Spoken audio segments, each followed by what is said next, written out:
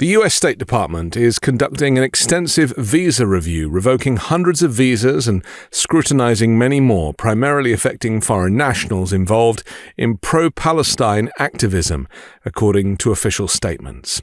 Secretary of State Marco Rubio confirmed the scale of the initiative, stating that over 300 visas had been cancelled for individuals linked to pro-Palestine campus protests in the US, with additional actions being taken daily. If you apply for a visa to enter the United States and be a student, and you tell us that the reason why you're coming to the United States is not just because you want to write op-eds, but because you want to participate in movements that are involved in doing things like vandalizing universities, harassing students, taking over buildings, creating a ruckus, we're not going to give you a visa. If you lie to us and get a visa and then enter the United States and with that visa participate in that sort of activity, we're going to take away your visa. And once you've lost your visa, you're no longer legally in the United States, and we have a right, like every country in the world has a right, to remove you from our country. So it's just that simple. I think it's crazy. I think it's stupid for any country in the world to welcome people into their country that are going to go to your universities as visitors. They're visitors. And say, I'm going to your universities to start a riot. I'm going to your universities to take over a library and harass people. I don't care what movement you're involved in. Why would any country in the world allow people to come and disrupt? Now, we gave you a visa to come and study and get a degree, not to become a social activist that tears up our university campuses. And if we've given you a visa and then you decide to do that, we're going to take it away. I encourage every country to do that, by the way, because I think it's crazy to invite students into your country that are coming onto your campus and destabilizing it. We're just not going to have it. So we'll revoke your visa, and once your visa is revoked, you're illegally in the country and you have to leave. Every country in the world has a right to decide who comes in as a visitor and who doesn't. During a visit to Guyana, Rubio was asked to verify reports of 300 revoked visas. He responded, "Maybe more than 300 at this point. We do it every day, every time I find one of these individuals." Meanwhile, a Turkish student kidnapped by plainclothed and masked federal officers as she walked along a street in a Boston suburb is the latest supporter of Palestinian causes to be swept up in the Trump regime's crackdown on immigrants who express their political views. 30-year-old Rumeysa Ozturk, a doctoral student at the Tufts University, was swiftly moved out of Massachusetts, another case of U.S. Immigration and Customs Enforcement sending immigrants taken into custody to detention centers or deporting them altogether before a federal judge has had a chance to weigh in and possibly halt the actions. Ozturk, who was detained on Tuesday shortly after she left her home in Somerville, had been moved to an ICE detention center in Louisiana by the time her lawyer went to court, and a judge ordered her to be kept in Massachusetts, U.S. government lawyers said in a court document today. They said they made her lawyers aware that she was being moved and facilitated contact with her on Wednesday night. A senior Department of Homeland Security spokesperson said federal authorities detained Ozturk after an investigation found she had engaged in activities in support of Hamas. The department did not provide evidence of that support. Friends and colleagues of Ozturk said she was not closely involved in pro-Palestinian protests that broke out on campuses last spring. Her only known activism, they said, was co-authoring an op-ed in a student newspaper that called on Tufts University to engage with student demands to cut ties with Israel. Addressing her case, Rubio stated, "We revoked her visa. Once you've lost your visa, you're no longer legally in the United States. If you enter the U.S. as a visitor and cause disruption, we don't want it. Take it back to your own country." You come into the United States as a visitor and create a ruckus for us. We don't want it. We don't want it in our country. Go back and do it in your country. But you're not going to do it in our country. The visa revocation effort is part of a broader immigration enforcement strategy that extends beyond activism-related cases.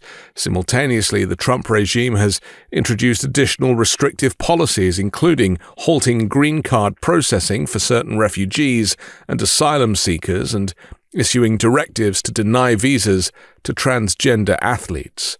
The State Department has not clarified whether the revoked visas were student, work, or other types. Meanwhile, U.S. Homeland Security Secretary Kristi Noem visited Colombia on Thursday as part of a tour of 3 Latin American nations to discuss immigration, crime, and deportation. Her trip comes amid a souring in relations between the Trump regime and the Colombian government, long the United States' closest ally in the region. Tensions between the two countries rose in January over accepting flights of immigrants deported from the US. Noem also visited the country's massive prison complex for alleged gang members, where hundreds of Venezuelans deported by the US government are being held under allegations that they were members of the Venezuelan gang Tren de Aragua, despite little evidence presented by the Trump administration, apart from the men's tattoos. These deportations are being challenged in court. In other news, the Environmental Protection Agency under Trump has introduced a dedicated email address where businesses classified as part of the regulated community can submit requests for a presidential exemption from Clean Air Act requirements, which govern emissions of hazardous pollutants. Power plants that burn coal or oil, linked to tens of thousands of deaths annually in the US due to the release of mercury, arsenic, and other toxic pollutants, have been given until Monday to petition the president for permission to bypass these regulations. According to the EPA's website, the president will review each request individually, and exemptions may last for up to 2 years with the possibility of renewal. To streamline the process, the agency has even provided a template with guidance on how to craft a successful exemption request. Since taking office, Trump has pushed for aggressive fossil fuel expansion, dismissing science and warnings about climate change, and advocating for unrestricted drilling. His administration has actively worked to weaken pollution regulations, with the EPA rolling back numerous protections originally designed to prevent millions of asthma attacks, respiratory illnesses, and other health issues, as well as to save nearly 200,000 lives by 2050. However, rewriting federal regulations is a lengthy process. In the interim, Trump has turned to an obscure provision in the Clean Air Act, which allows the president to exempt businesses from pollution limits if the necessary technology is available, and if doing so serves national security interests. The US could be plunged back into an era of toxic acid rain, an environmental problem thought to have been solved decades ago due to Trump's rollback of pollution protections.